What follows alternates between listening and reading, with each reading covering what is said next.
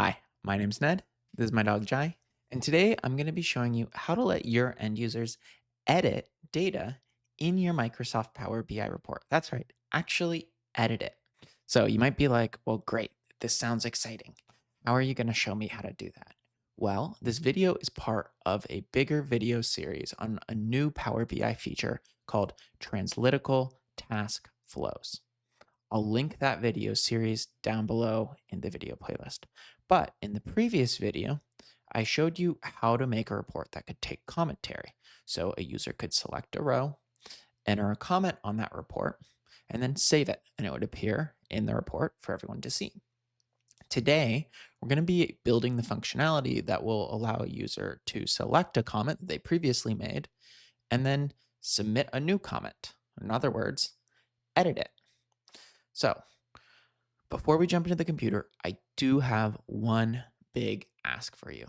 If you enjoy slightly more advanced or maybe a little out there videos on business intelligence, in particular Power BI, Microsoft Fabric, subscribe right now.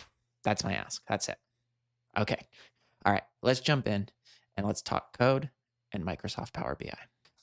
For those of you that didn't watch the previous video that I was just referencing, here's the report that I built. It essentially allowed you to select a PO, type in a comment like great sale, click right here, and then save that comment into the report. Now, it was doing this via essentially what's called a UDF that was writing to a Microsoft SQL database. And then the table that it was writing to was linked live to the imported table. So this is what's called a Power BI composite model. So it's made up of an imported table plus a live table. The UDF, or the functionality, is Python code that I've written on Microsoft Fabric that I'll show you in a second. And it's being triggered by this button right here. So if we go look, there's an action in here that is calling, right, this function right here. Now, all that function was doing was it was taking inputs and then writing a record to a table with a simple insert statement. So far, I hope you're with me. We have a SQL table on a database. We have that table added into the Power BI report, and then we have the Power BI report using Python function to write back to that table. Following? Okay, let's look at what that Python code was. It's honestly pretty simple. It takes inputs from Microsoft Power BI. It then opens a connection to the SQL database, does a little bit of error checking. So just making sure, hey, you only had one sales PO selected in the report, inserting the record into the database, closing the connection, returning, hey, it went in successfully. Now, in order to get the report to update a record that it itself inserted into the table, we did need to do just a teensy little bit of modification to that table. So we needed to edit it so it included an updated date. So that way you know, hey, here's where the comment was created. Here's when the comment was updated. And then we needed to write one new function that allowed for that updating. So that's what I did. Here's a query against that updated table. And as you can see, it now has one additional column called update date time. So, pretty easy update, just a quick alter table statement. Going back into our SQL update, if you notice, I did add one row, so it will always write the updated date as 1900 12/31. Moving on to the new UDF, or new data function, that we had to write, it looks a lot like the insert statement, only it's just a little bit more complex. So first, it takes now a primary key as an input, and then a comment date time, and this will be our updated date time, a user, and then the comment. And the primary key, right, is used to first identify who actually wrote the comment. So it fetches the user ID of that person. And then it says, hey, if the user that's trying to submit this edit function throw an error and say, hey, you are not the user that made this comment. You can't update it. If it is the user who made the comment that's trying to update it, I then basically just use a SQL update statement. So I go update, right? And I'm passing it the update, the comment, date, time, and the primary key. And I'm using a SQL update statement. So I'm saying, hey, set the comment equal to comment, set the update time equal to comment date time, and then set the comment ID to the primary key, right? And if you notice, I'm using these question marks, and these are just being populated in the order of these values. Finally, I'm just returning commented update. So let's test this function. If I go and I hit the play button over here, I can actually test this function in the Fabric service. So if my primary key is 1, right, and then my comment date time will just go 1900, right, dash 12 dash 31, and we'll say, hey, the user is Ned, and the comment that I want to update it to is Ned is the best. When I run this, I would expect to get an error because I was not the user that created primary key record 1. And you can see it threw that error. But if I go back over here into my SQL database and I say, hey, the person that made that comment was my laptop name, and put this in the user, it will let me update. So it goes, hey, comment updated.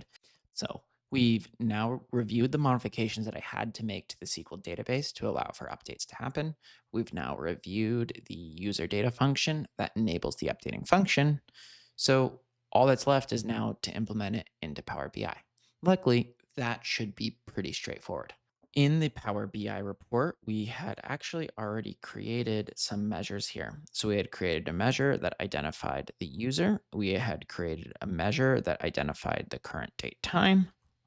And then we created what's called a selected value measure that essentially said, hey, if has one PO, then the selected value. This is the measure that I'm going to copy, right? Because this is the one I'm going to edit. I'm then going to click new measure right here, and I'm going to title this to selected comment. And I'm going to say if has one, and here I will say report comments primary key or comment ID, right? Because that's our primary key. Then I want to return that comment ID, right? So let's go right here.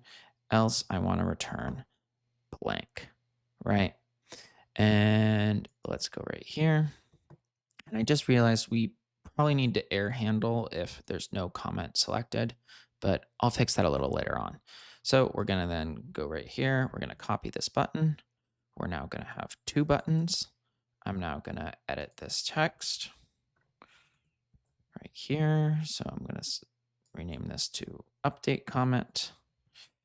Obviously, we're going for function, not form here, right? And I'm going to search for action right here.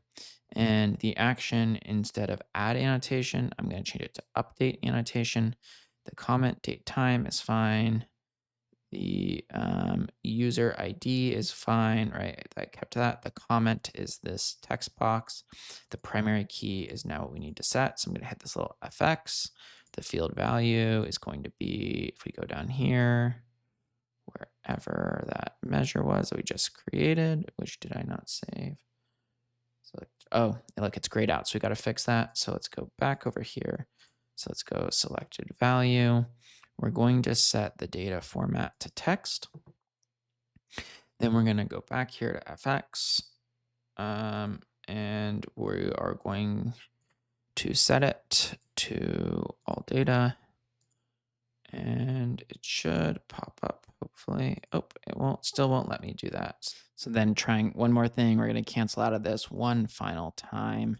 We're going to go back into that measure, and we're just going to use a convert function in text because I think that primary key is an int. So we'll go convert, comma, string, and we'll hit the checkbox to save that. And then hopefully we just need to go over here to the primary key, hit the little FX button, go right here, selected comment, click OK. And then a comment that we made is from this laptop. So I will go right here, I'll select that comment, and I'll go updated comment right here. Click that. And then control click this, execute that. And hopefully we get a success message here saying, oh, yes, comment updated. And there we are. Updated comment. Let's try to edit one more that maybe we didn't write. So I'll go right here and I'll go update comment. And let's see if we get an error. And we should. It says, oh, an error occurred. Message, you are not the user who made this comment. You can't update it. Sorry. So there you have it. That is how you allow your end users to update comments. Couple things. One, if you enjoyed this video, again, please subscribe.